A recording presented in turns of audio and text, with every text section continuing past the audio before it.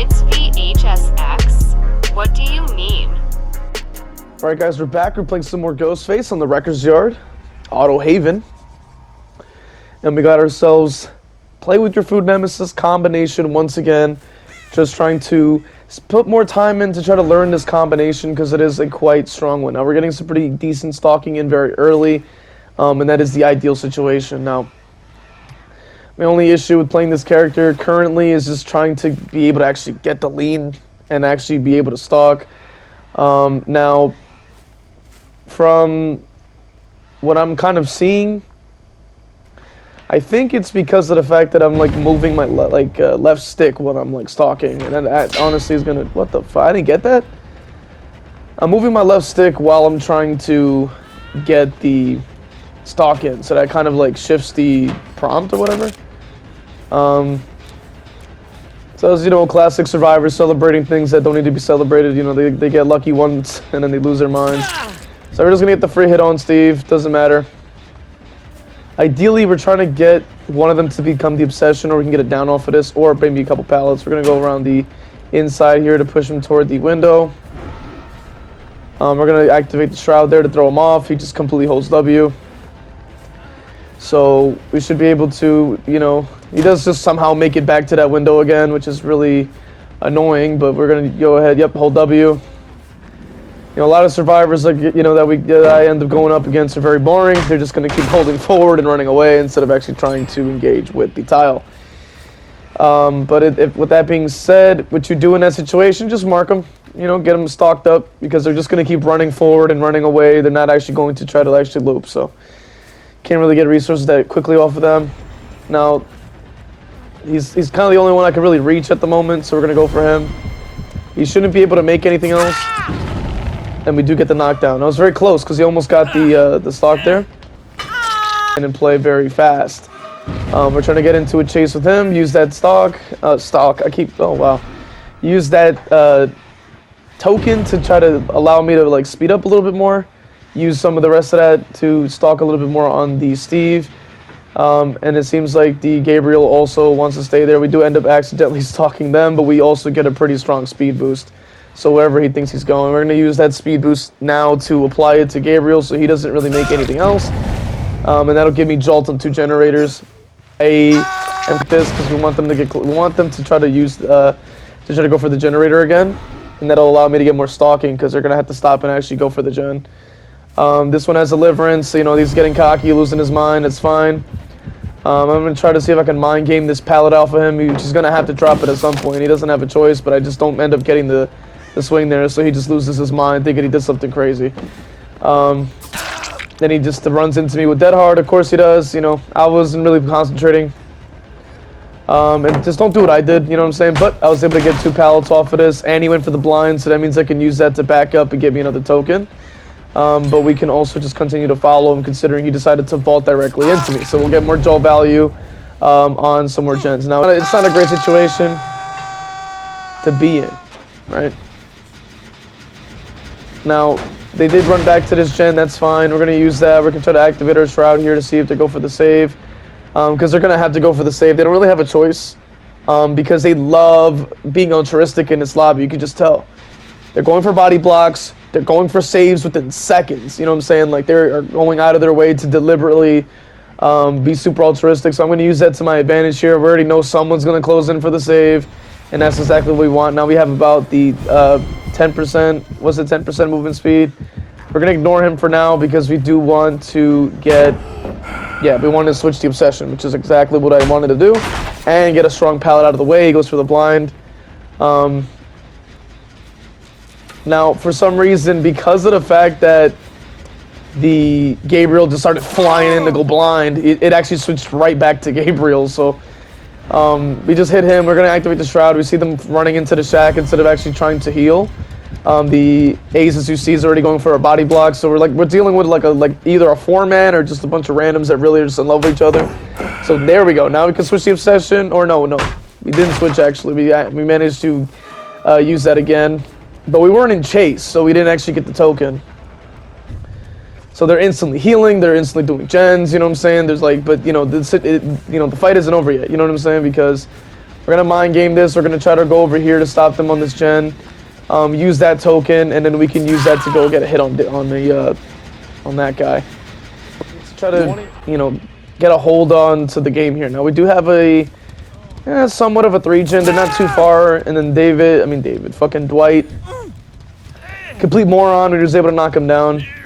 Now, in an ideal situation, you want to be able to actually get the weakling out of the game first. Makes it a lot easier. But because of the fact that I just was not able to do that, we do lose a lot of progress, lose a lot of gens, but the game isn't over yet. As I said before, they're instantaneously unhooking, they're instantaneously trying to heal each other, like they're doing everything in their power to try to be super altruistic, you know what I'm saying, all up on each other. And we can use that to our advantage right now. We know that somebody's going to instantly go for the reveal too, you know what I'm saying? But that also means that there's somebody's on the gen, which is probably the Steve here. Now he's going to have to give me a pallet more than likely, or a hit off of this. We can keep everybody injured as much as possible. He really believes in his mind he's doing something crazy. He's just running off into the sunset. Really don't care about him that much, but I do want to see if I can get a pallet off of this. So I can actually switch the obsession to somebody else. Now that's exactly what we want. We got a pallet, we got the obsession switch, we can use that. We're gonna break chase, get a token. We're gonna try to engage with the chase again to get another token. Or in the meantime, we can get some more stalking in, and that would be ideal as well, because then we could stack the 5% with the add-on to get 15. Speed up, catch up to the ace. Now Dwight's trying to fly in for a body block, but little does he know, you know. But I use my 5% to move right past them, and then I get jolt value. Now we're going to instantly pick up because we already know they're not going to have like 4 people or something. They would have used it already. And then we can just slap them on the hook. And we can start to, you know, snowball here. Now this other clown, we're going to try to start the chase with him. Now I'm literally staring right at him. He's literally running, but it's not saying I'm in chase. I don't know what's going on with the game. But we're going to use that, get another token. Now we see Dwight. We can use that. Boom, 15% again. Now he doesn't make anything. Boom, jolt. On 2 gens. We already blew up some more. Now they need to go heal the ace over there because they just unhooked. Oh, we gotta heal him. So like, yeah, exactly. Boom, healed them already.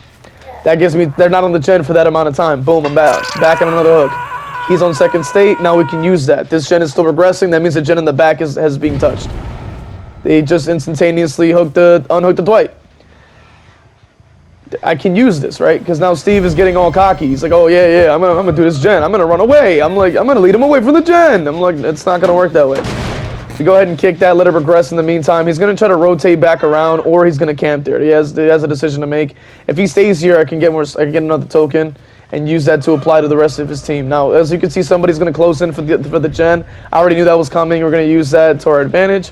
Break chase with the Steve. Try to get some more stalking on the ace. We already knew that was coming. And we have 2 tokens, that's 10%. Now we can start trying to stalk the Gabriel now.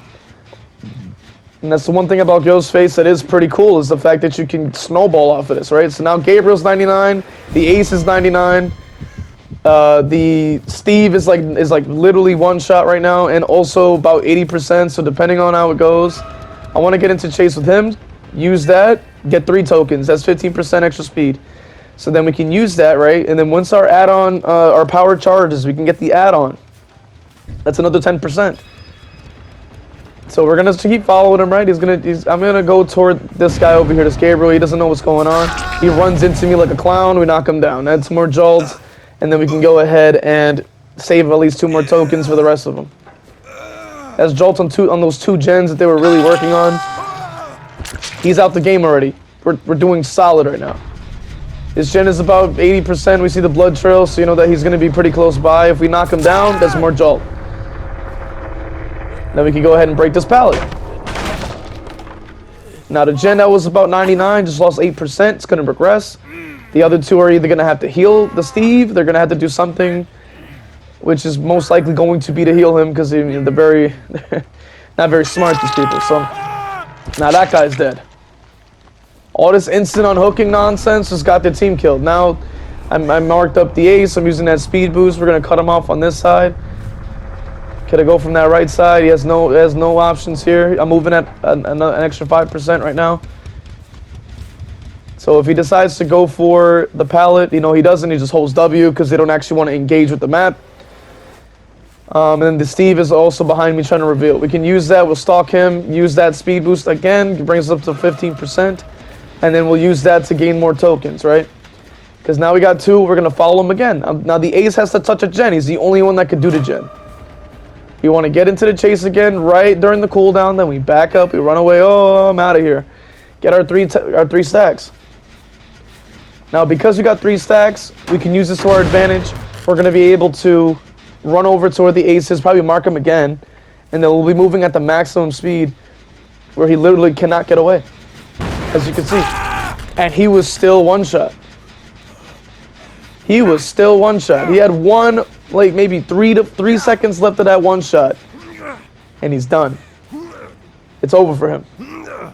Now I can slap him on a hook. Now the Steve has to make a choice. Do I go for the save while I'm injured and also exposed? Or am I going to sit here and try to tap a gen or something? But you don't have time. Because now they're on my time. Because now their teammates on the hook. They love trying to save each other, heal each other, touch each other, all this nonsense. You know what I'm saying? Super altruistic. Like, they don't let them sit on the hook for more than a single second. So we already know that they're going to close in for a save.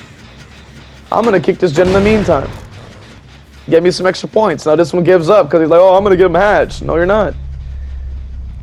Because if I know I heard something, but if I find the Steve, I already have 2 stacks. So I'm going to wait here, let the hatch spawn. If it's by the shack, I can close it. It's not. But if I either hear him, if I see him, it's over for him. He has no options of getting away. He has no options of getting away. He's starting to reveal now. Probably the dumbest decision he could have made. I'm moving at what, 10% extra speed? He doesn't make anything. Now he's down. That's how you turn the game around. So this build is honestly one of my favorite builds now. It's one of the more tricky builds that I've been kind of working with because you do have to do a lot of power management and a lot of stack management, a lot of stalk management. It's a lot of micro.